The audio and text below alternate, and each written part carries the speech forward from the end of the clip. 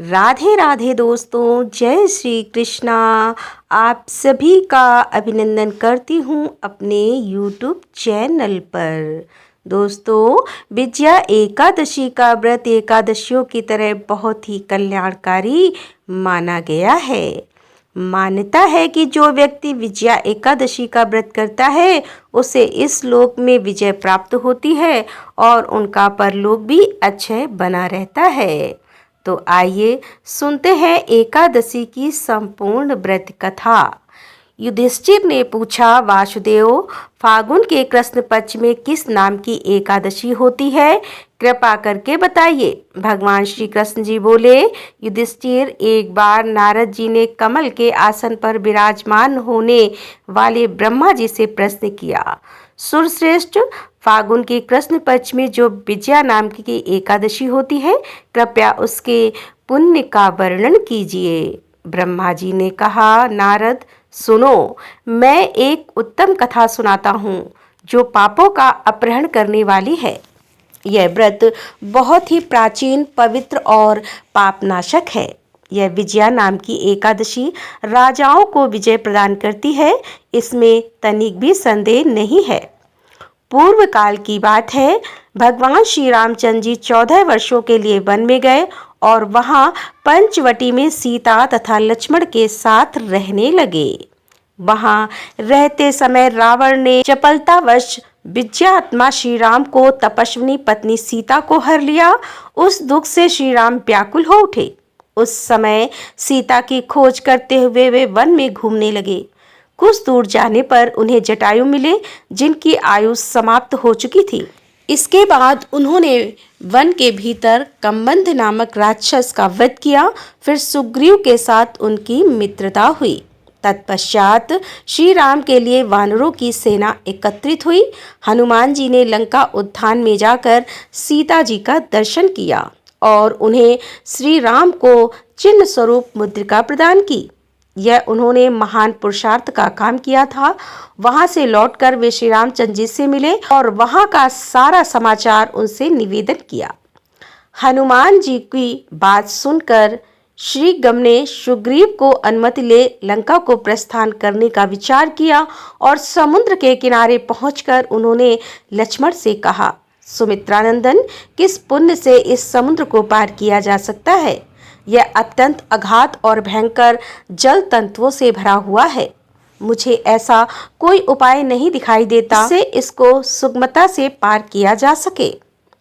लक्ष्मण जी बोले, महाराज, आप ही आदिदेव और आप पुराण पुरुष पुरुषोत्तम हैं।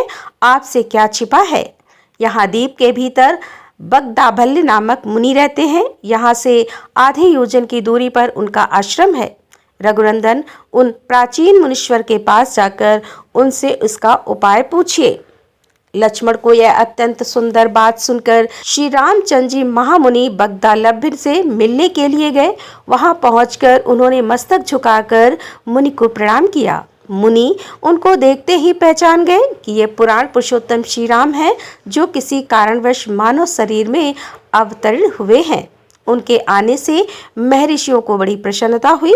उन्होंने पूछा, श्री राम, आपका कैसे यहाँ आगमन हुआ? श्री रामचंद्र जी बोले, हे ब्राह्मण, आपकी कृपा से राक्षसों सहित लंका जीतने के लिए सेना के साथ समुद्र के किनारे आया हूँ। मुने, अब जिस प्रकार समुद्र पार किया जा सके वह उपाय बताइए और मुझ पर कृपा कीजिए। बगदालभ्य ने कहा, श्री राम, फागुन के कृष्ण पक्ष में जो विजया नाम की एकादशी होती है, उसका व्रत करने से आपकी विजय होगी। निश्चय ही आप अपनी वानर सेना के साथ समुद्र को पार कर लेंगे। राजन, अब इस व्रत को फलदायक विधि सुनिए। दशमी का दिन आने पर एक कलश स्थापित करें। वह सोने, चांदी, तांबे अथवा मिट्टी का भी हो सकता है। उस कलश को जल से भरकर उसमें पल्लव डाल दें। उसके ऊपर भगवान नारायण के स्वर्णमय विग्रह को स्थापना करें। फिर एकादशी के दिन प्रातः काल स्नान करें और कलश को पुनः स्थिरता पूर्वक स्थापित करें। माला, चंदन, सुपारी तथा नारियल आदि के द्वारा विशेष रूप से उसका पूजन करें। कलश के ऊपर सप्तधान और जौ रखें। गंध, धूप, दीप और भांति भांति के नैवेद्य से पूजन करें। कलश के सामने बैठकर वह सारा दिन उत्तम कथा वार्ता आदि के द्वारा व्यतीत करे तथा रात में भी वहां जागरण करे। अखंड व्रत की सिद्धि के लिए घी का दीपक जलाए। फिर द्वादशी के दिन सूर्योदय होने पर उस कलश को किसी जलाशय के समीप, नदी, झरने या पोखर के तट पर ले जाकर स्थापित करें और उसकी विधिवत पूजा करके देव प्रतिमा सहित उस कलश को वेद वेता ब्राह्मण के लिए दान कर दे। महाराज, कलश के साथ ही और भी बड़े बड़े दान देने चाहिए। श्री राम, आप अपने युद्धपतियों के साथ इसी विधि से प्रत्यपूर्वक विजय का व्रत कीजिए, इससे आपकी विजय होगी।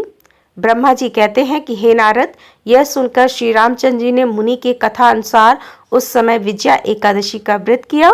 उस व्रत के करने से श्री रामचंद्र जी की विजय हुई।